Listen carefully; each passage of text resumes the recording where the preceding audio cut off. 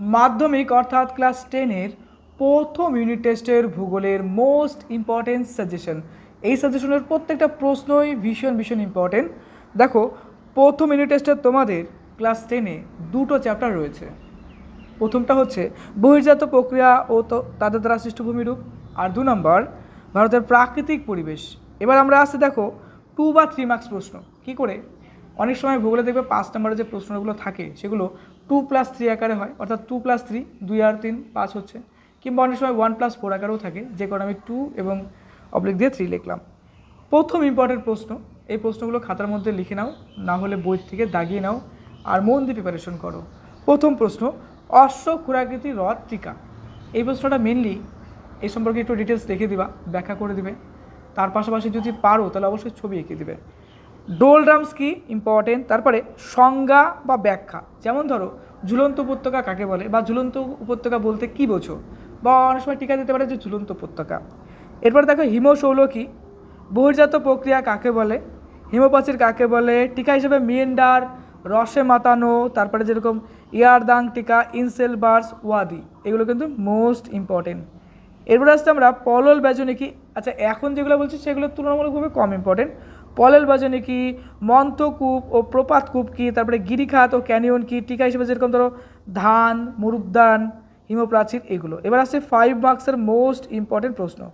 প্রথম প্রশ্ন, হিমবাহের সঞ্চয় এবং ক্ষয়কার্যের ফলে সৃষ্ট ভূমিরূপগুলি লেখো, ইম্পর্টেন্ট।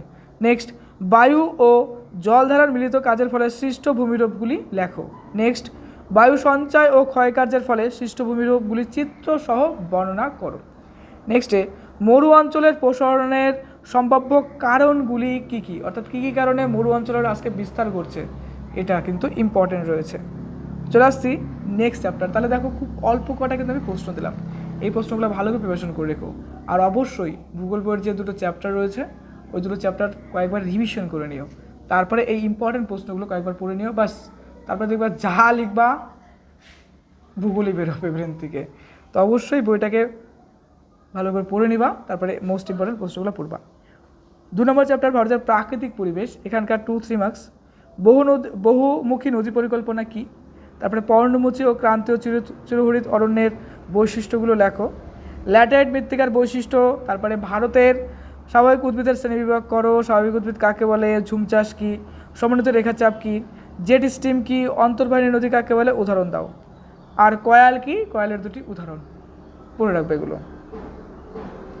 এবার 5 মার্কসের প্রশ্ন হিসেবে যেরকম উত্তর ভারতের নদ নদী ও দক্ষিণ ভারতের নদ নদীগুলির পার্থক্য লেখো। তারপরে বৃষ্টির জলের সংরক্ষণের পদ্ধতি বা উপায়গুলি লেখো। নেক্সট, মানব জীবনের নদ নদী এবং হ্রদের গুরুত্বগুলি লেখো। তারপরে ভারতের ভূপ্রাকৃতিক বিভাগসমূহ সম্পর্কে সংক্ষিপ্ত লেখো, যেরকম উত্তর পার্বত্য অঞ্চল অনেক সময় প্রশ্ন দিয়ে থাকে। তারপরে ভারতের জলবায়ুর উপর মৌসুমী বায়ুর প্রভাবগুলি লেখো।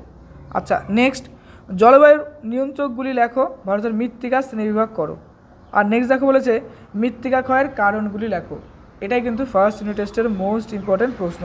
তো খুবই অল্প কটা প্রশ্ন দিলাম, ভালো করে প্রিপারেশন করো।